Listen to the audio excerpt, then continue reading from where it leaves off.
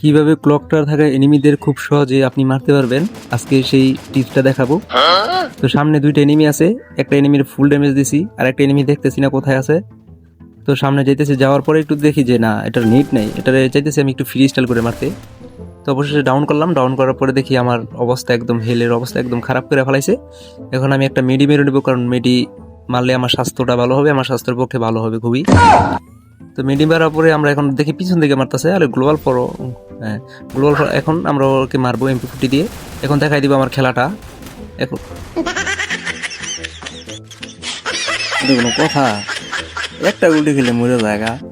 আর MP40 কি করছে এই তখন তখন মগন বার করে একবারে গেম দেখা বাদ বানানো যাচ্ছে তখন -10 পাওয়া যাবে।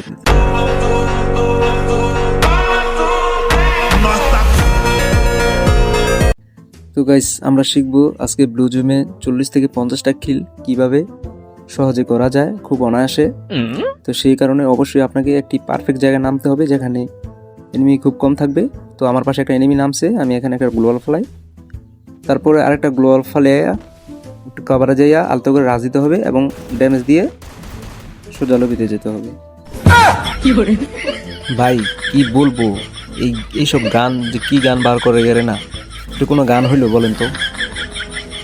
এত একটা ভিডিও কি কম, এই গানের জন্য ভিডিও বানাইতে পারতেছি না।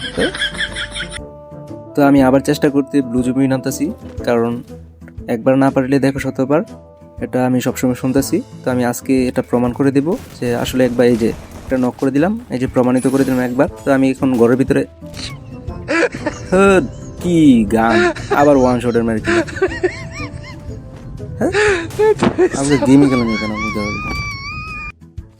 তো গাইস, আমি আজকে আপনাদের দেখাবো যে কিভাবে উডপিকার দিয়ে ওয়ান শট মারা যায়, মানে হেডশট মারা যায়। তো এই যে আমার সামনে একটা এনিমি আছে, এটাকে আমি হেডশট মেরে দিব। আর এইগুলি ছি ভাই ছি, একটা মেয়ের হইতে মারি খেলাম, এটা কোনো কথা? এখন দেখতেছি যে মেয়েটা আমার সাথে টিম আপ করতেছে, আমি মেয়েটার খেলাটা দেখতেছি। এখন দেখি মেয়েটা কি করে।